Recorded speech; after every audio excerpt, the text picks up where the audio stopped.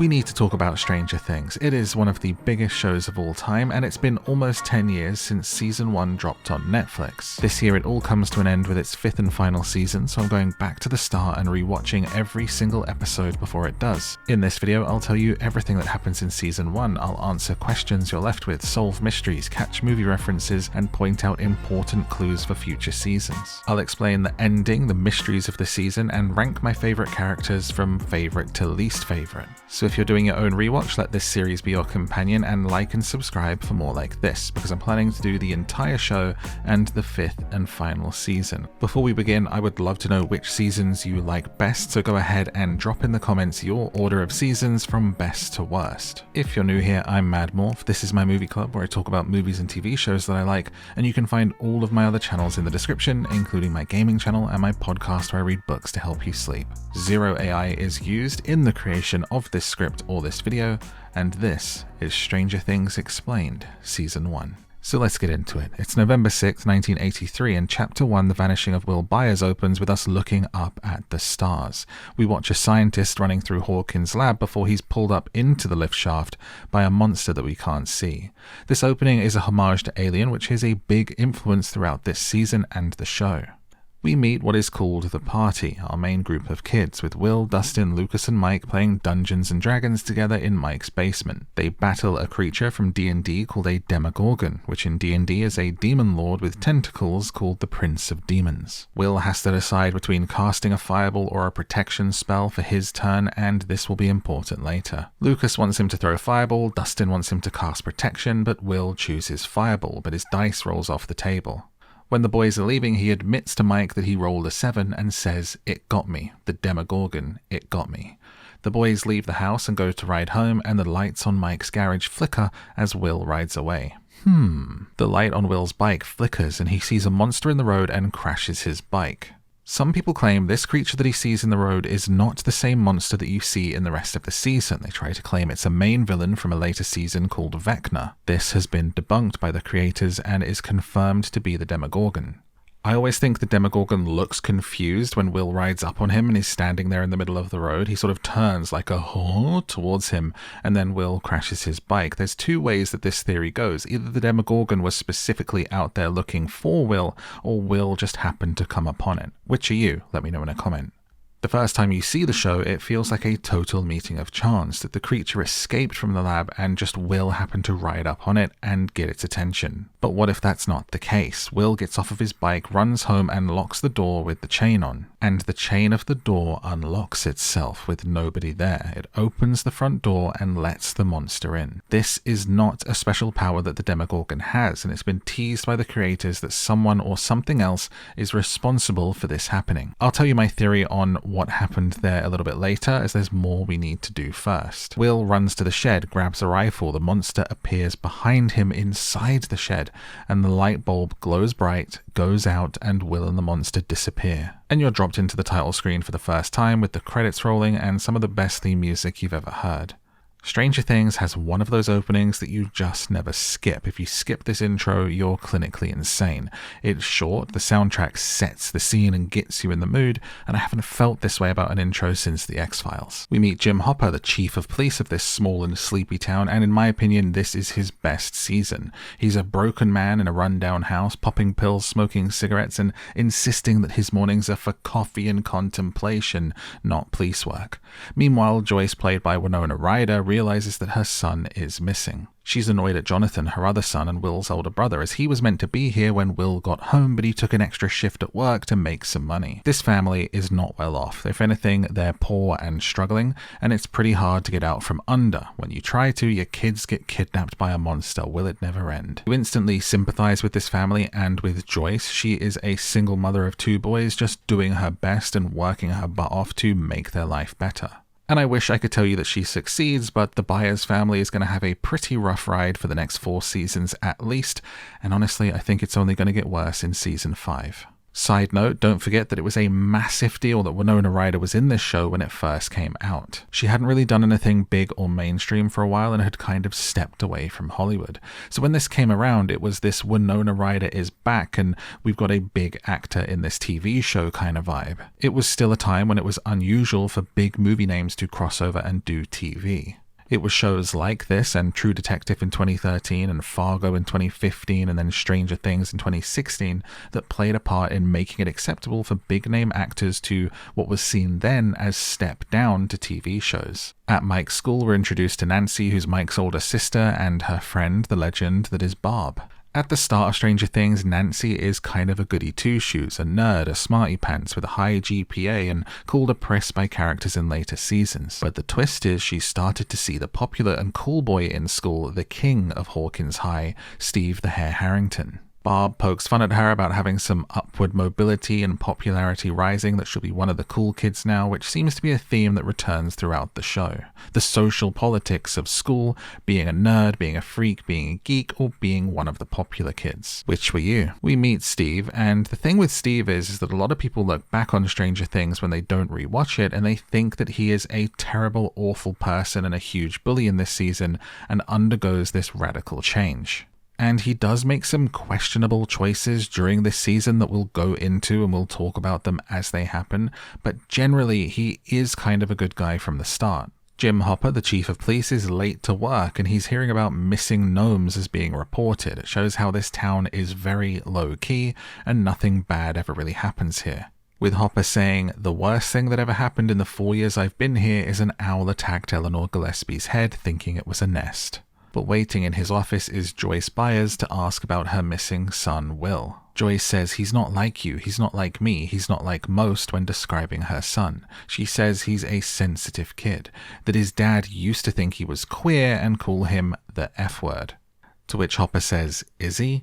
And Joyce says, "He's missing," which is one of the best back and forth dialogues of this season and one of my favorites in the entire show. Winona is brilliant in this season. The dialogue immediately gives us an idea of who Will is. Personally, I think the mention of him being sensitive is to show that he has some kind of connection, that he is a little bit different and not just that he might be gay.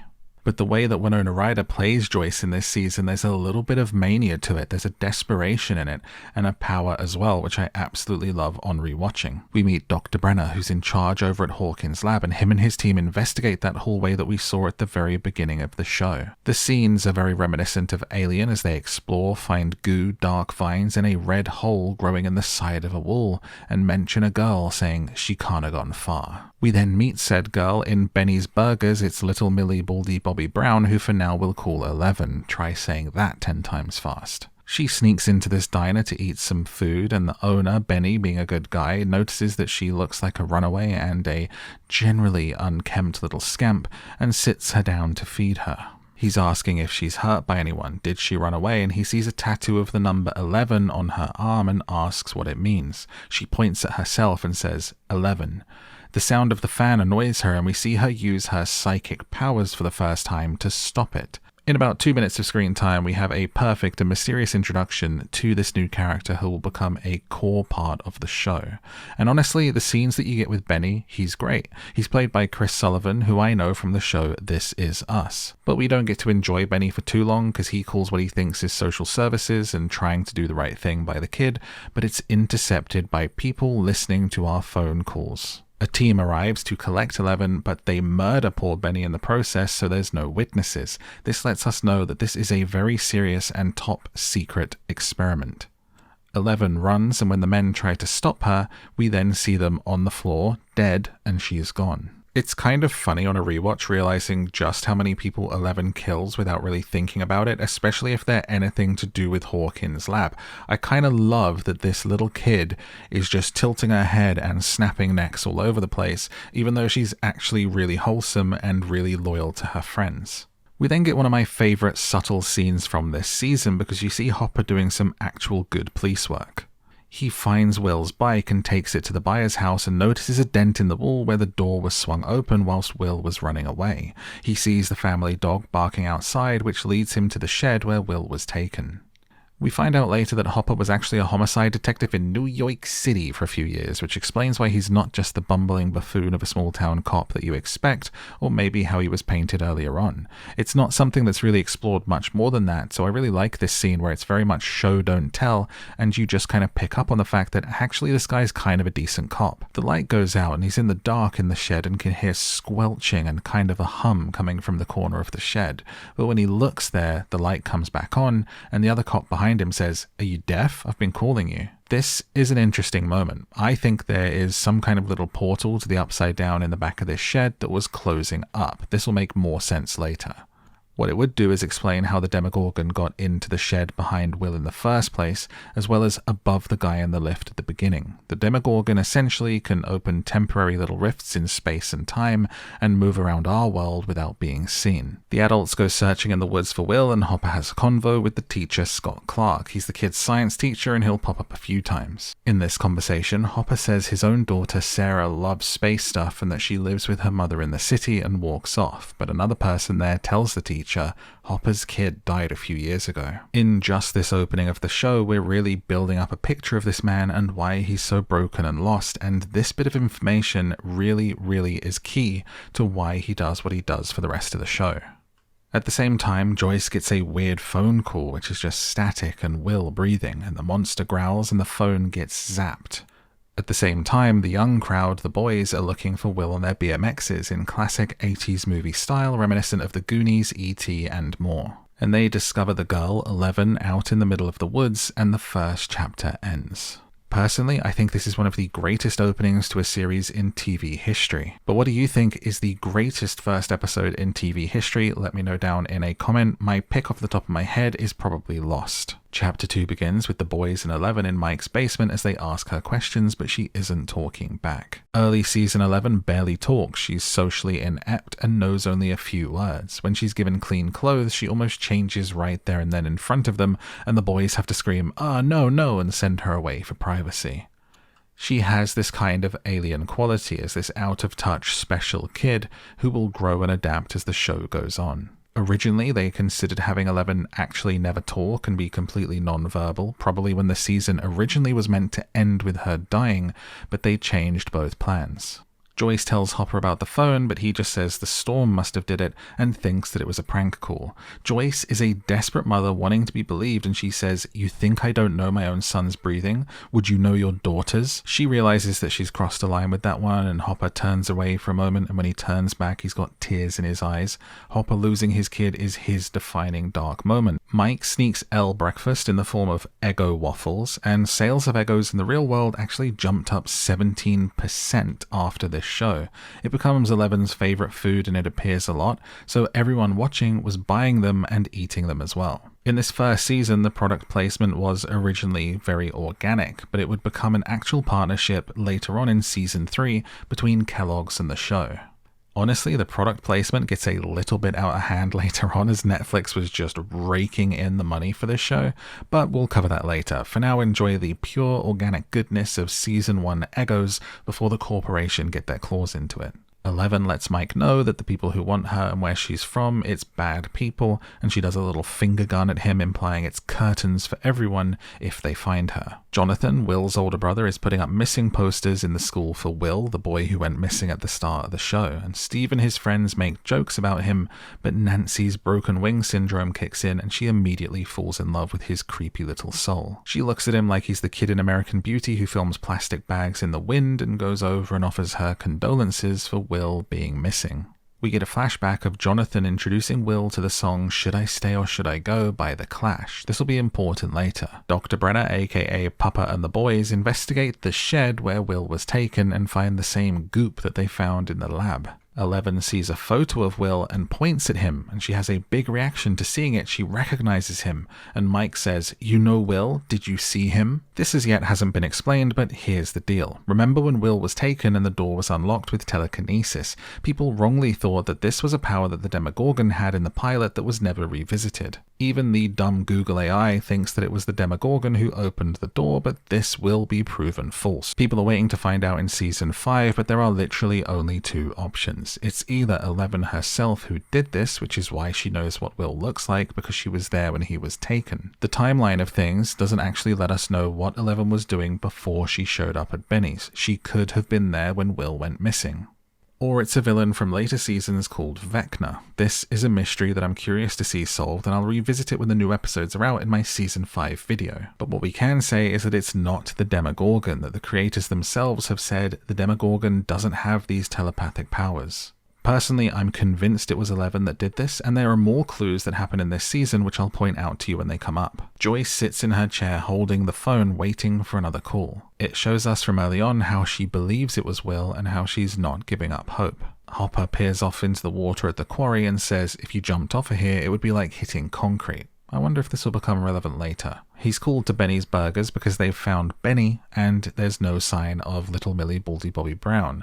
It's been made to look like he did himself in and there is a gun left nearby. The cop says, "Missing kid, you must feel like a big city cop again, huh, Chief?" And Hopper says something pretty poignant. He says, "I mostly dealt with strangers back then. Benny was my friend." As it happens, things are just going to continue to get worse and worse for this town, and today will look like a holiday to them. The boys have a conversation about how did 11 recognize Will. Lucas is like, okay, why won't she tell us, and is getting annoyed. Lucas spends the majority of this season annoyed.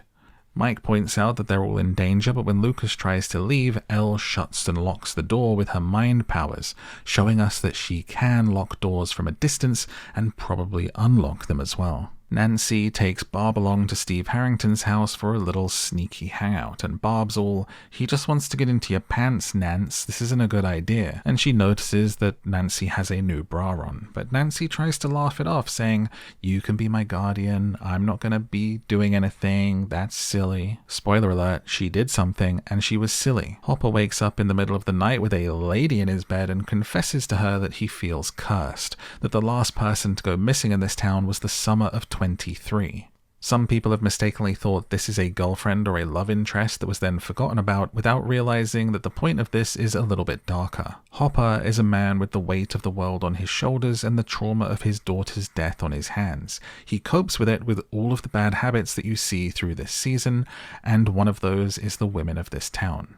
Hopper has been sleeping around quite a bit and not treating the ladies particularly well, with different comments and mentions of women being annoyed at him or that he didn't call them back. In a later scene, him and one of the other cops go to the library to look up some of those newspaper reels, and the librarian or the receptionist in the library is pretty put out, saying, "You could at least have called me." There's then a very important scene where 11 sits down at the D&D table and does a little closed eyes thing, and she can tell that Will was playing as the wizard character, which is kind of odd. We know later on that 11 has the ability to see people and what they're doing from where she is now, but this was almost like she was glimpsing something in the past. This is a great scene and our first introduction to the concept of the upside down, which we'll find out more about later. She does this by turning the D&D board over, showing the dark underside of the board, and she puts Will's character on it. He's in another place, but in another dimension, and she puts the Demogorgon next to him on the board. Jonathan goes out into the woods to take pictures of the scene where Will's bike was found, and he hears screams, but it's just Steve's little get-together with Nancy and others jumping into the pool. Nancy's having a drink and trying to fit in with Steve and his friends, but when Barb tries to shotgun a beer, she cuts herself, and the whole time little Jonathan is in the bushes snapping pics like a creep, but we'll come back to this. Joyce gets a call from Will from the Upside Down, and he actually speaks to her this time and turns on a tape player in his room and blasts the song Should I Stay or Should I Go, the one that he was introduced to earlier. And the lights in the room glow bright before the monster tries to push its way through the wall. Joyce runs out and gets into her car and goes to start it to run away, but she looks back into the house and she can see the lights flashing inside. She gets out of the car and she walks back in. This is a great moment for this character that lets you know that she's got this fearless maternal nature and she would do anything for her children. Timeline-wise, what's going on during all of this stuff is that Will is in this upside down, this other dimension, and he's hiding from this monster. He is trying to be in this area to communicate with his mum for help, but the monster keeps showing up to try to catch him. It's this game of cat and mouse that is happening in another dimension right under Joyce's nose. Back at Steve's get-together, Nancy's going upstairs to get changed because her clothes got wet. Oh no, what's she gonna do? She has to go to the boys' room and take her clothes off. What a terrible accident. But Barb stops her on the stairs and she's like, "Girl, this isn't you. I'm here to be your guardian, remember?" And Nancy says to Barb, "Why don't you just go home?" Showing us that Nancy has not only kind of switched sides, but that she was always going to. She's the one who wants to get into Steve's pants, not the other way around. Which is fine, but it's a little callous that she ditches her nerd friend after forcing her to come to the get-together with her and basically gaslighting her, saying, "You can be my guardian and make sure that I don't do anything." And then her friend says, "Hey, don't do anything." She's like, "Get out of here, loser." What do you think? Was Nancy a bad friend here? I mean, it has some pretty devastating consequences, and what happens next is one of the most talked about points in the show. Jonathan is still sat outside in the bush taking pictures. He's been out there for a while now. And he starts to take pictures of Nancy through Steve's bedroom window and even when she's changing. Clearly, Jonathan's creepy behavior is indefensible. It's not at all a normal way to behave, to hide in a bush and be inspired with your art to take pictures of someone through a window whilst they're getting changed. There's really no excuse for it. I feel like they made Jonathan a lot weirder than he is in later seasons in these early episodes, and they've actually pulled back a little bit on some of his weirdness. The excuse he gives later on is that he wanted to catch unguarded moments with his camera, but let's be real, that's not going to be an excuse that works for many people. Meanwhile, sad little nerdy Barb is sitting on the diving board and drops of blood come off of her cut from earlier and land in the water, just like Jaws, which is a poster on Will's wall. Not more than a few seconds later, the pool lights go out and the Demogorgon gets her. The Demogorgon is very much like a shark and attracted to blood, so Barb's bleeding finger attracted it. But Jonathan was having to reload his camera during this from all of those creepy pictures he was taking, and he didn't see it happen. And while Steve and Nancy are getting horizontal together in the bedroom, we see Barb being attacked by the Demogorgon in the upside down. She is in this other dimension that looks a lot like our own, but darker, and the monster gets her. There was a really big social media campaign at the time that was posting justice for Barb and demanding that the show handle this character's death better, because if there's one thing Stranger Things fans will be good at, it's not accepting a character's death or thinking it was given enough time. This will get resolved later on in season 2, but the creators were actually even warned about this by Netflix. The creators shared that Netflix was sending back notes when it was being worked on saying, "What about Barb? Is anyone thinking about Barb?" And we were like, "It's a show about Will, so much is going on." Netflix said, "Well, what about Barb's family?" And they said, "We don't have time or the bandwidth," and Netflix kept harassing us about it. So funnily enough, Netflix actually saw the backlash coming, and it's probably why it gets a bigger billing in season 2, but that's for the next video. 11 remembers her time being experimented on in Hawkins' lab with gizmos on her head that reference the movie Firestarter. As she's trained to crush a Coke can, product placement, with her mind, and then they try to get her to do the same to a cat, and she refuses because of course she does, she's not a psychopath. But because she did this, she's put into the naughty cupboard again and kills 2 of the guards that put her in there with her mind powers. Honestly valid. If someone tries to make you do something to a cat, you kill them instead. 11 sneaks into Nancy's room when everyone is out and she looks over the childhood pictures, which give her a glimpse of the childhood she missed out on. And she focuses in on a photo of Nancy and Barb. Does she recognize Barb as well? Jonathan gets caught developing the photo he took of Nancy in Steve's window, so Steve breaks his camera and rips up the pictures, which is honestly totally valid. This is sometimes brought up as evidence that Steve's not a good guy during season 1, but I think if you catch a creeper taking photos of your girlfriend through your bedroom window, you at the very least get to smash their camera and rip up the pictures. However, Nancy disagrees. She looks kinda sad and judgmental of Steve's actions here before picking up the ripped up photos and leaving. The only thing that makes me feel a little bit bad for Jonathan here is the fact that his brother is currently missing and now he loses his camera, but maybe don't take pictures of girls through windows. What do you think about what Jonathan did, and was Steve valid for smashing his camera? Let everyone know in a comment. Mike and Nancy's mum, MILF legend Karen Wheeler, goes to check in on Joyce and takes her kid Holly with her, and Joyce has put up lots of lights and Christmas decorations so that Will can contact her. But when her kid, little Holly, goes into one of the bedrooms, the light starts swirling around in a circle, the bulbs coming on one after another. The same thing that kids in Hawkins' lab will do to test their powers in season 4. But then all of the lights go out and there's growling on the other side of the wall in the same spot, and the Demogorgon tries to come through again. But Joyce pulls her away just in time and then gets them to leave. She looks like a crazy woman to her friends, but she's doing it to protect them. The Demogorgon trying to come through the wall to Little Holly here is simultaneously a reference to Nightmare on Elm Street and Poltergeist. Nancy goes looking for Barb and she finds her car. It hasn't moved from the day of the party, so she knows that she never left Steve's house, and then sees the Demogorgon out for a stroll in the broad daylight. This creature is popping up all over the place during season 1 while it's searching for Will. And then the Christmas lights go crazy and Joyce uses them to communicate with Will, 1 blink for yes, 2 for no. Will says he's alive, but he's not safe. 11 says she'll take the party to where Will is and leads them directly to Will Byers' house where Joyce is, to which the others get annoyed and Lucas in particular is quite upset with her. They're like, yeah, we know he lives here, but he's not here now. What happens next is to distract us from what the scene is actually telling us. What it's telling us is that it's the last place that 11 saw Will. This is where she saw him and how she knows him from the photo. It's again a clue that 11 is the one that opened Will's door that night for the Demogorgon. Case solved. Can't wait to be proved right in my season 5 video, make sure you come back for it. But the party is interrupted by sirens that lead them to the quarry. Meanwhile, we get an absolutely iconic scene because Joyce sets up her Christmas lights with letters underneath so Will can use it to spell words letter by letter. I love this, it's brilliant. They even sell Christmas lights like this in supermarkets in big 2025, almost 10 years later. That's how iconic it is, and it's one of the best things that the show ever did.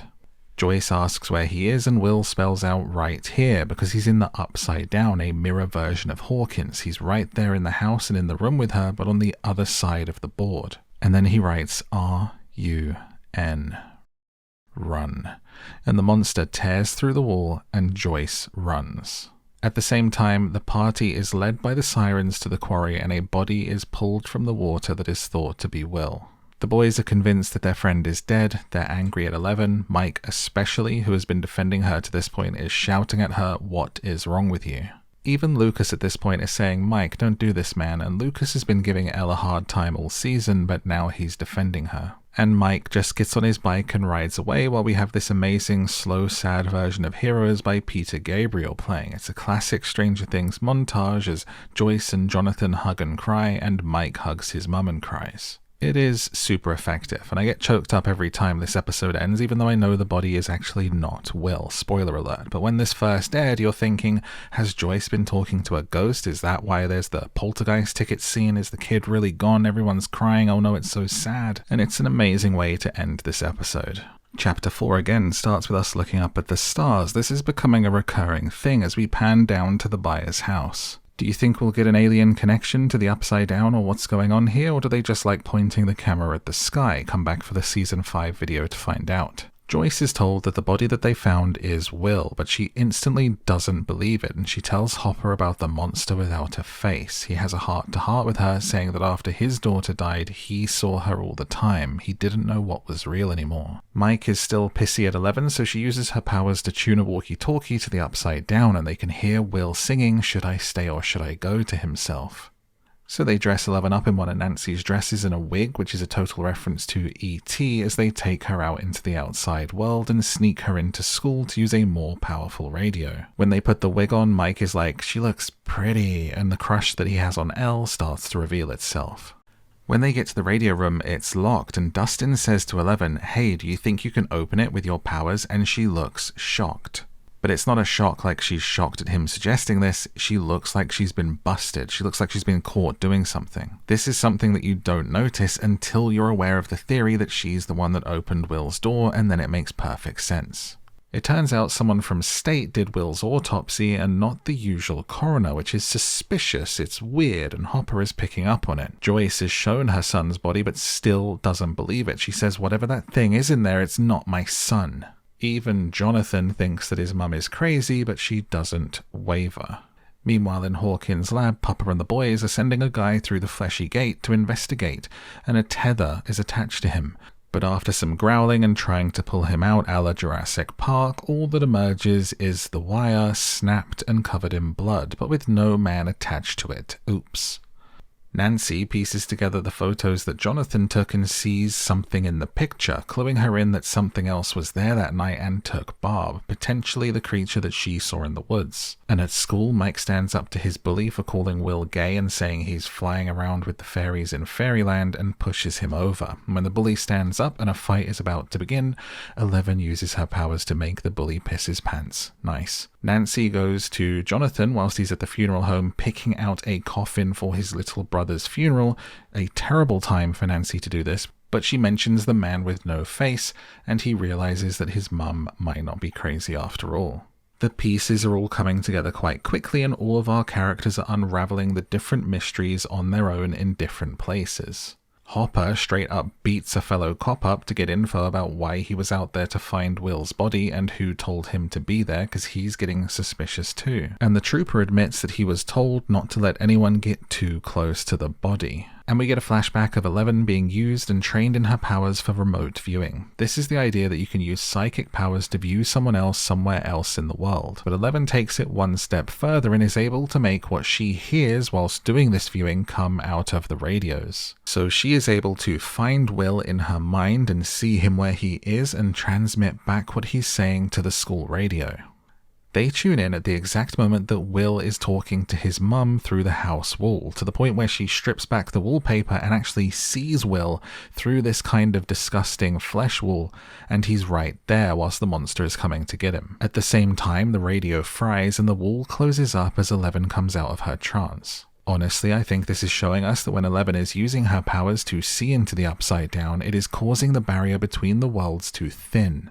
The veil is lifting slightly, which is what allows Joyce to hear Will and then see him through the wall. She hasn't been able to do that before. They've been having to communicate using the lights. Hopper has had enough. He goes to the morgue, punches out another cop, and investigates the body and finds that it's a fake. It's a dummy stuffed with cotton. People might think that Hopper's behavior is extreme and that he doesn't have much reason to believe in this, but his entire goal and driving force is to protect Joyce from the same thing that happened to him.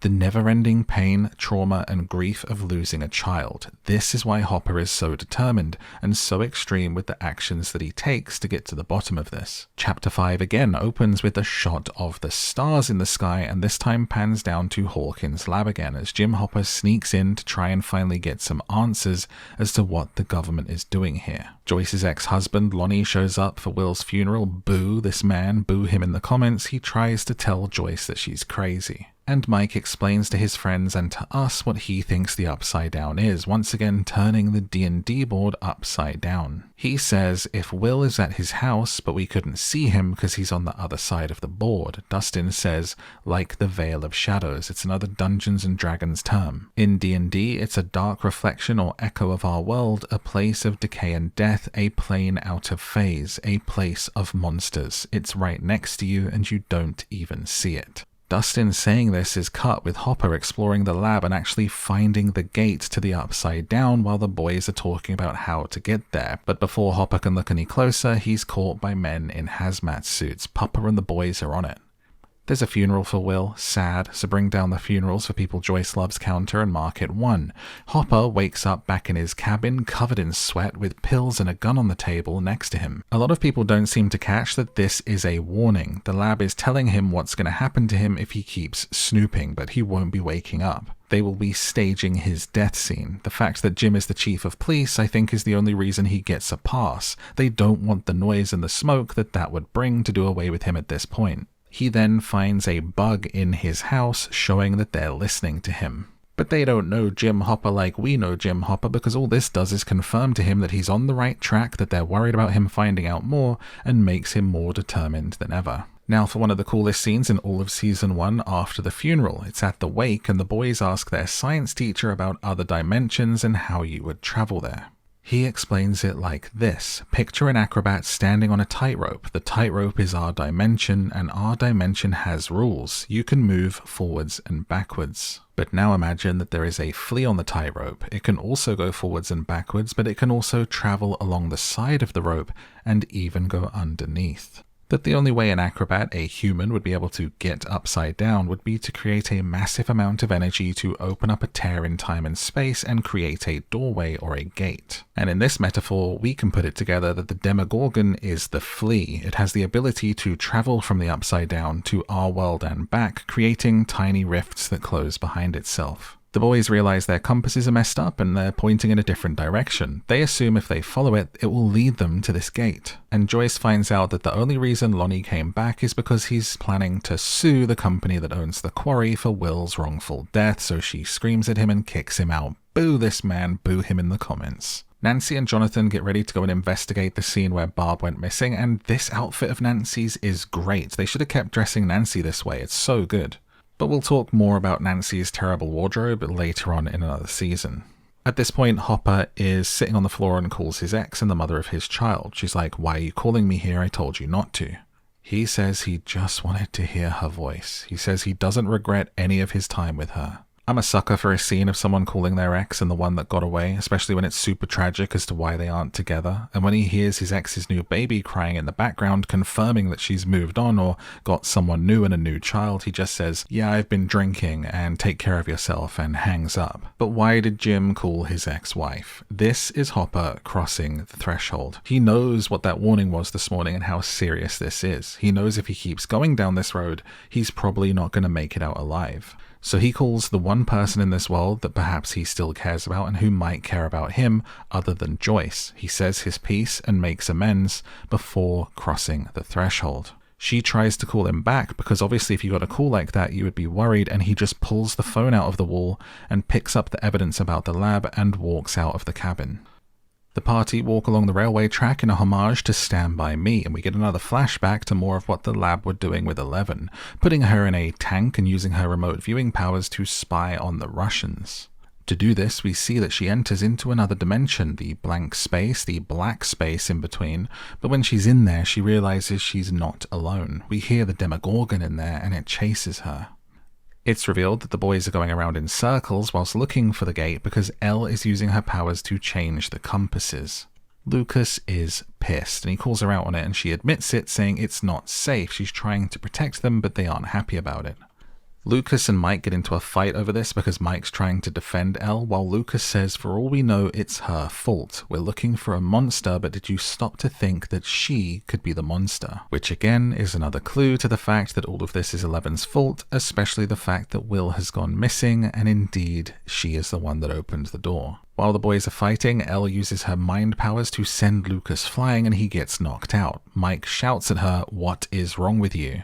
This causes the party to split because Lucas is even more pissed off and leaves. He's pissed off at Mike, he's pissed off at Eleven. Eleven disappears because she doesn't like how Mike spoke to her and she feels like she's at fault, and it leaves just Mike and Dustin together. Hopper shows up at Joyce's and searches hers for bugs but doesn't find any, so then he tells her she was right, the body was fake. And then Nancy and Jonathan find a wounded deer in the woods and are gonna put it out of its misery when it's dragged away by the Demogorgon, like it's saying, "I'm not finished with that yet." And when they follow it, Nancy finds a rift in the base of a tree and climbs through and finds herself in the upside down. Jonathan can hear her screaming, so he shouts back, and she can actually hear him, and he can hear her. Steve Harrington's house is kind of close to Hawkins' lab, which would suggest that the veil might be thin here because they're not communicating with lights. She can actually hear him. That, or the fact that a gate is open nearby, means the sound can travel out. This also confirms what we said earlier, that the Demogorgon is like the flea and has the ability to open these gates and travel between, because after Nancy gets out, the hole to the upside down closes behind her.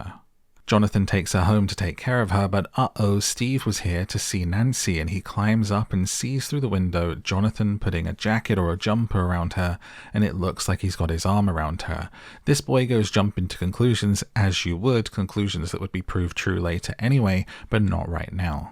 Hopper shows Joyce the newspaper clippings that he got from the library about the lab, including the story of Terry Ives, who sued Dr. Brenner saying that they took her child Jane away, which makes Jim realize that any sightings of Will could actually have been sightings of this mysterious Jane. They decide to go see this woman to find out more, but she's almost catatonic, sitting in her chair with her sister as her carer, who says she's been like this for the last 5 years, that she took part in government experiments but didn't know at the time she was pregnant. The sister says she had a miscarriage, there never was any Jane, but we know that Jane is actually 11. They make the point of cutting between what the sister is saying and flashbacks of 11 to show that she's talking about her. And that Terry being pregnant whilst doing these experiments is the reason that 11 has her powers. We'll dig more into this later down the line, but they otherwise don't get much out of her. When they go to leave, Joyce loses a little hope at this and says this woman has been looking for her daughter for 12 years. And Jim says, yeah, and her daughter showed up at Benny's 5 nights ago, so there's a chance. Do you know what I would do for a chance? What I would give? Nancy works out that the monster is attracted to blood, like when Barb cut her finger or the blood on the deer, so they decide they're going to use this to hunt it. Lucas is like, I'm going to the gate to find Will, even if I've got to go alone, and he leaves. Dustin says that Mike and Lucas are best friends. He says, I know I didn't show up till the 4th grade, and he lives next door, so he's your best friend. Which stands out to me because this never comes up again. The friendship between Mike and Lucas is kind of barely explored from this point forward, and they don't act like best friends. In fact, Mike seems to be much closer to Will. 11 goes to a supermarket and steals a bunch of Eggos, causing another rise in their corporate stock. We get another flashback with Dr. Brenner, who Elle calls Papa, putting her back in the water tank and telling her this time to go to the monster and to make contact with it, to not be scared. Jonathan and Nancy go monster hunting, buying supplies, but someone drives by and says, hey Nance, can't wait to see a movie, so she goes around the corner to the cinema and sees that someone has written on the outside, Nancy the Slut Wheeler, under the billing for all the right moves. Which is not just terrible in any town, but in a small town up there for all to see, your government name and everything, putting you on blast. Everyone in this town is going to know about it, talk about it, and never let Nancy forget it. This is absolutely devastating for a young teenager.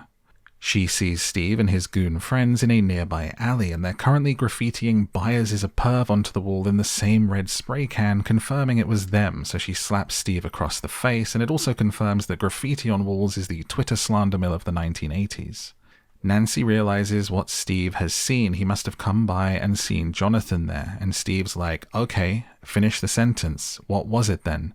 But Nancy literally can't say, because she would have to say, we were hunting a monster, I got traumatized by going into another dimension, and Jonathan was comforting me, so she just looks guilty. So when they go to walk away, Steve starts on Jonathan, saying he always took him for a queer, that he's a screw-up like his dad, like his mother, and I'm not surprised your brother has gone. Jonathan and him brawl, and Jonathan kicks Steve's ass to the point of being arrested. Steve getting his butt kicked is a running theme in this show, and in this moment you're kind of like, yeah, go Jonathan, get him, and you feel good that Steve gets beaten up, but from this point forward it's going to be used in a way that makes you feel terrible and makes you feel sympathy for Steve.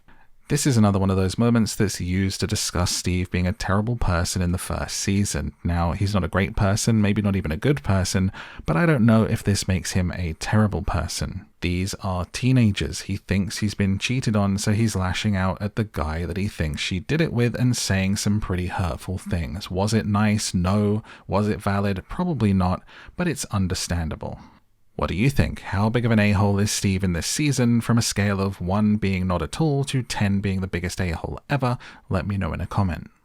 Nancy and Jonathan are in the police station after Jonathan's been arrested, and the lady that works there calls Jonathan Nancy's boyfriend, and Nancy says, oh, we're just friends, and the lady's like, well, you better tell him that, because girl, only love makes you that crazy, which makes zero sense. He attacked Steve to defend his family, and Nancy was literally there for that, but she starts to look at Jonathan like, oh, you like me, and feelings start to grow.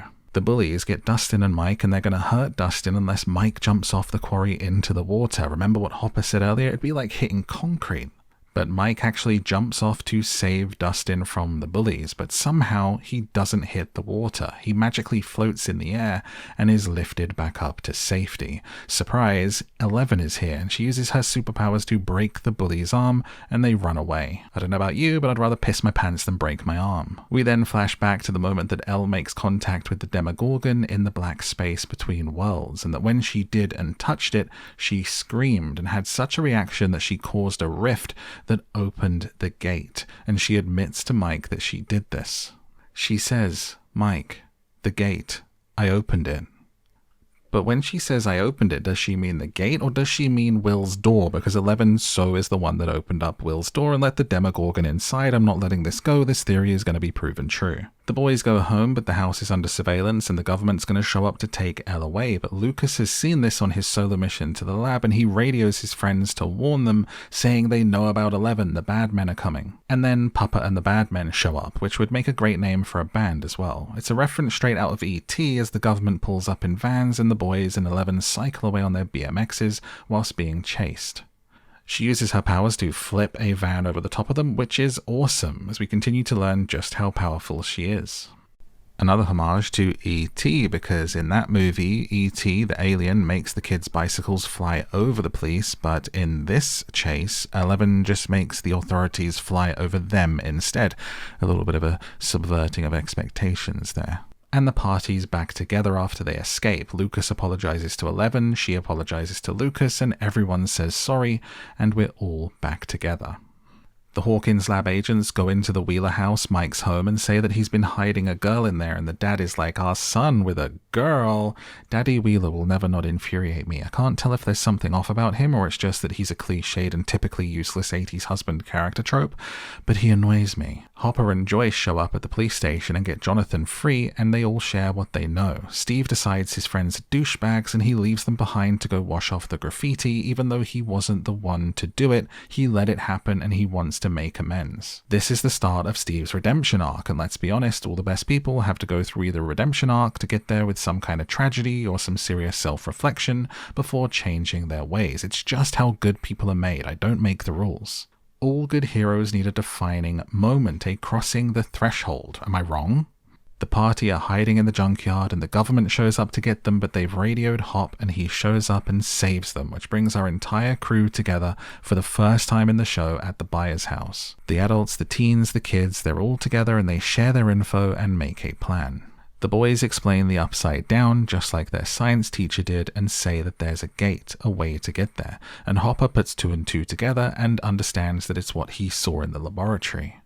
Elle says she can find Will and Barb, but she needs to recreate her sensory deprivation tank, so Dustin calls his teacher at 10 o'clock on a Saturday night to get some tips.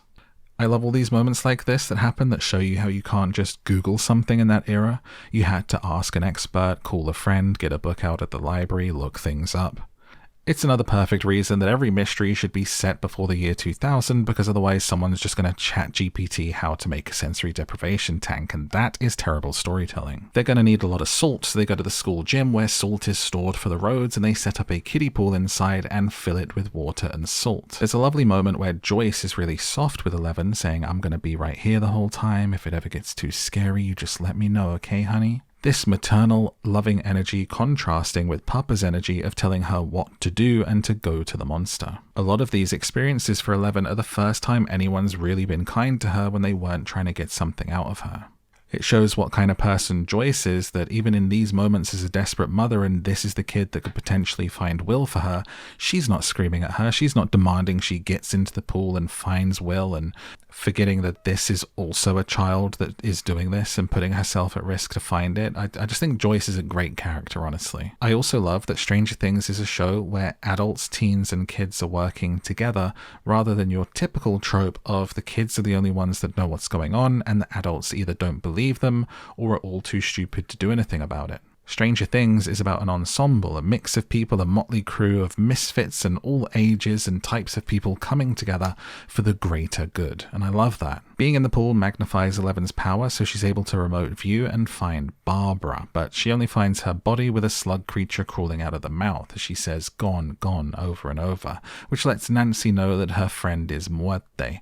And with Joyce comforting her, 11 finds Castle Byers with Will inside. 11 is able to actually talk to Will with her power magnified and say, your mum is coming, hold on a little longer, and he says hurry.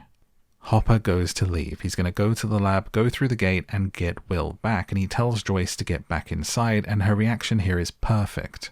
She says he's my son. There's no way she's letting him go without her, so they go together. She even tells him to get inside, and she'll be the one to go and do it. Nancy and Jonathan decide the best thing that they can do with their time rather than sit here is to continue and finish what they started.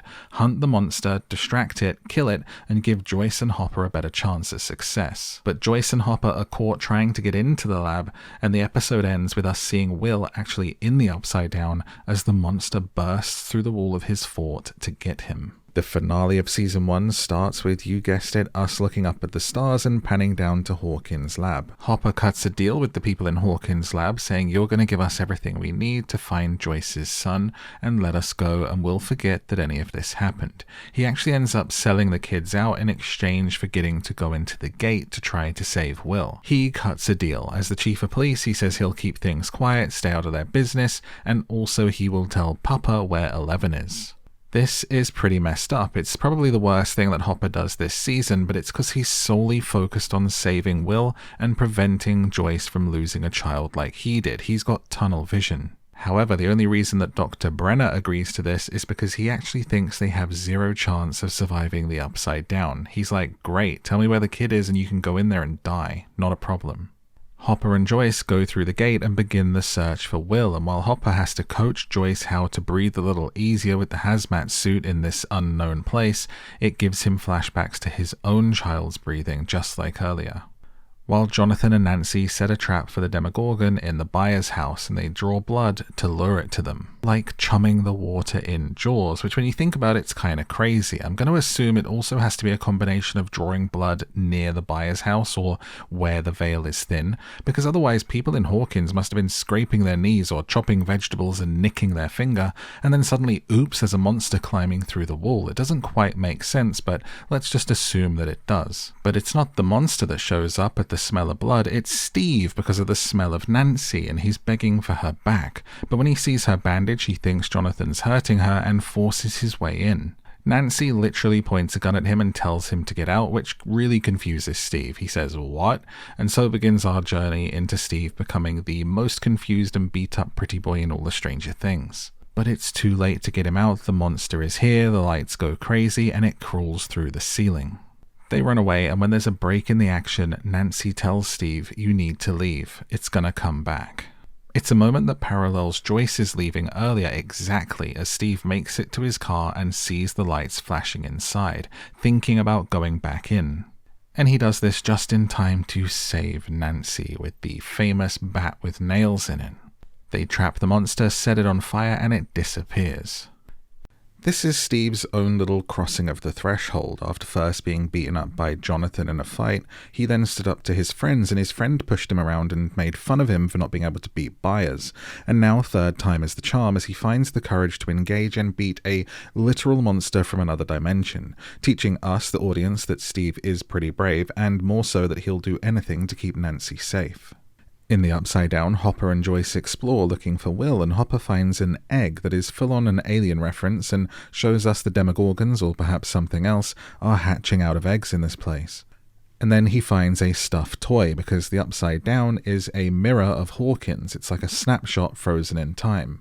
The buildings, the streets, the items, everything that's in Hawkins exists down here. The stuffed toy again throws him back to thinking about his own kid in the hospital, and we see that she got some kind of illness, and he reads her Anne of Green Gables, which, by the way, is a lovely book, and you can listen to me read it to you for free to help you sleep on my podcast called Down to Sleep. It's on Spotify and everywhere you get podcasts. Come curl up with me like you're a Make-A-Wish kid and let me read to you. Joyce and Hopper in the Upside Down go to Joyce's house, and the lights flash in the real world while they are near them, letting us know that yes, flashing or brightly glowing lights or flickering lights means someone is near you inside the Upside Down. Think back to the first episode and the lights flickering at Mike's house as Will leaves on his BMX. It means someone or something was near and was following him. Mike tries to confess that he has feelings for 11, and he ends up just leaning in and kissing her, which is kind of wild work if you consider that 11 has been in a government lab since she was a baby and can only speak a handful of words. I think in a real-world context, it's a little bit, hey Mike, what are you doing? Because does 11 have any concept of what this means? But it seems to be written like she does, and that the feeling is mutual, so okay, whatever. But the government shows up because Hopper sold them out, and when cornered, 11 just demolishes the whole crew with her mind powers, frying their brains and making them bleed out of their eyeballs, including the woman who killed Benny at the beginning, so we get justice for Benny. Elle passes out after using her powers, but wakes up to find the boys caught, and Papa is here, and so is the Demogorgon, attracted from all that stinky human blood that came out of their faces. The party runs as the monster attacks Papa and the bad men. Joyce and Hopper find Will with a tentacle in his mouth, gross, which gives Hopper flashbacks to his own kid with a tube in the hospital, sad. He pulls it out and it's long and disgusting, and I just realized how bad that sentence sounds on its own. It's reminiscent of the face huggers in Alien in more ways than one. Meanwhile, the monster shows up and is coming towards the party as Lucas uses his slingshot to try to defend against it. Sorry, his wrist rocket. Now, it's actually kind of odd to me that the Demogorgon goes after the kids, because the last thing we saw was it jumping onto Papa and he survives this, and now it's going after the children. I guess 11 is bleeding from her nose because she does this every time she uses her powers, but would it really go after her just for that little bit of blood? I don't know. But either way, 11 is back up on her feet and uses her mind powers to pin it to the wall. She looks back at her new friends and says, "Goodbye, Mike," and unleashes a massive wave of power on the creature, which obliterates it, and Elle goes missing along with it. They disappear into a kind of cloud of ash. We get a heartbreaking scene that makes me cry every single time as Joyce and Hopper are working together to give Will CPR to bring him back, and this is cut back and forth with Hopper losing his own child and them giving her CPR as he has to watch on helpless. Oh my god, it gets me every single time. CPR scenes, sad music that go on for too long, it's always going to mess me up, let alone when it's parents and children. But it's Hopper's trauma and determination to not let it happen again, and Joyce's unwavering belief and hope in saving her son that has got them this far, and they aren't giving up now, and they bring Will back to life. Hopper has done what he set out to do. He's saved Joyce's child and saved her from the trauma. It is a small way of him trying to right the wrong of losing his own kid, which turns out later to be through a fault of his own. I think this scene is beautiful as well, as you have Moby's When It's Cold playing in the background, which becomes the go-to sad moment or death music for this series, and it's very, very effective. Spent many sad boy hours listening to that song on a loop in the time since this aired. How about you? What scene always makes you cry in Stranger Things? Let me know in a comment. So, how does it end? Will is back and recovering in hospital, and the whole crew is here in the waiting room. The boys are reunited, and they excitedly tell him about the campaign and their new friend 11. Nancy looks sad about Barb and exits the room, whilst Hopper leaves the hospital and is driven away in one of those mysterious black cars of the Hawkins agency, showing his work for them is not yet done. And once Will is out of hospital, we see the boys playing D&D in the basement together and being attacked in the game world by a Thessalhydra. It's worth remembering this creature and seeing if it shows up later, because just like the Demogorgon being what they called the monster for this season, this could be a tease for a monster in Season 5. The boys have a habit of applying D&D names to everything in the world, but as yet we haven't seen anything resembling a Thessalhydra. I'll be covering some clues through the other seasons that there is a much larger monster hiding in the Upside Down, and stay tuned for the Season 5 vid to see if it finally shows up. This time there's no disagreement of what to do. Lucas says fireball, Dustin says fireball, and Will rolls 14 and they defeat the monster and win the campaign. I'm putting it out there now that I think in Season 5 you're going to see a big battle, and maybe the last battle of the entire show, end with Will or one of the boys casting a literal or metaphorical fireball. It's Christmas, and somehow Nancy and Steve are back together, but they bought Jonathan a new camera for Christmas to replace the one that Steve broke. Side note, you'll never see Steve look as happy as he does right here ever again, and Will is in the paper as the boy who came back to life. The events have been covered up, and things are seemingly back to normal. Hopper's leaving food in a survival box out in the woods, and what is that food that he's leaving but Eggos? Cluing us into the fact that 11 is still out there, that he's taking care of her, and that we all need to go and buy some Eggos in real life. Finally, the Byers sit down for Christmas dinner, but Will goes to the bathroom and coughs up a slug-like creature, which goes down the sink, and he sees a flash of the Upside Down, symbolizing his deep connection with it. But he hides this from his mum and his brother. He sits back down at the table and says he's fine, and they eat their Christmas dinner. But what was that slug that he threw up? We know from a preview of Season 5 what happens to Will when he's captured in the Upside Down, that Vecna, one of the main villains, put the tentacle in his mouth that Hopper pulled out, and we get to see it putting the slugs inside him. But why? Some people say it's the creature that shows up in Season 2, but I think this is a red herring and it'll be proven to mean much more. But here is my character rankings for this season, from who I liked from most to least, who's the best character, who's the worst character, and I'll tell you why. First, the party. Will is barely in Season 1, so honestly if I was that actor I'd be fuming to miss out on all of this fun, but a gig's a gig. He kinda has to be a C tier because all he does is roll the dice, go missing, and then cough up a slug. Dustin and Lucas are B tier. Lucas kinda whiny, kinda cynical all season long, but the most heroic of them all, bar 11. Dustin is just adorable and brings some laughs. Mike is front and center and carries the group with his best acting of the entire show's run, so we'll stick him in an A tier, and 11 is the best of them all. Little Millie Baldy Bobby Brown did incredible work this season for someone so young. And this isn't just on acting, it's, the characters that I liked the most and who I thought were the best written as well. Next up, side characters, Daddy Wheeler, Lonnie, and all of the bullies in the D tier list because they can get in the bin. My boy Benny gets a B because it's alliteration and the acting was 10 out of 10, and I wanted to see more of that character. What they wrote of him actually made me interested in him. Holly Wheeler and Terry Ives also go in C tier because what are we even ranking here? You both were just there, but thanks for coming. I know there's a lot of theories about Holly Wheeler that she might end up being really important, and I was thinking about that whilst rewatching, but there really isn't much in this season. Papa is an evil silver fox, but there's no denying that this show would not be what it is without him, and Matthew Modine does great with a really well-written villain, B tier. Jonathan gets a C for creepy because I'm not really sure what this character brings to the table. I'm a sucker for sibling stories. Being one myself, anything Big Brother is an easy route to my heart and my emotions. But I feel nothing for this character. Putting my nerdy king in at B, which stands for best teacher ever, and I gotta go with Mummy Wheeler as a B for boy I wanna be there with you and Billy boy I understand. Our first S tier character is my man and yours Jim Hopper, the broken chief of police with a heart of gold, a tragic backstory and the one who risks it all. What's not to love? A tier for Nancy. I think this might be her best season. Tune into the next vids to find out if true. She's the surprising badass, the dark horse with some nice moments. They wrote a big sister character that isn't overbearing or annoying and is actually kinda cool to have around.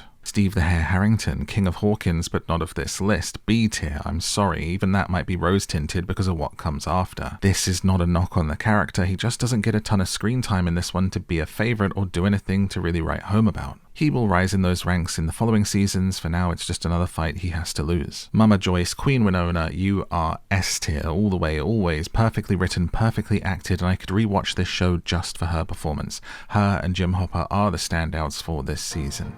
What did you think? Is my list crazy? Who is your favourite character? And what's your favourite season? Let me know in a comment below.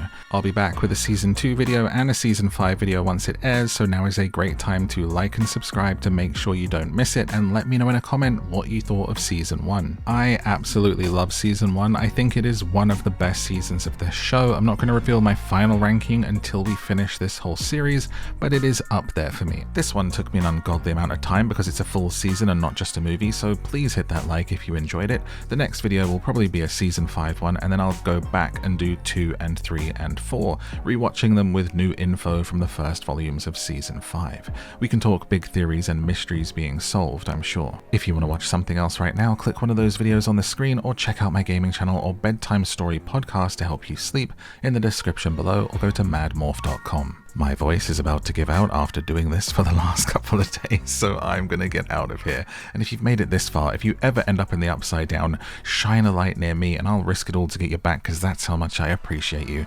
Good night.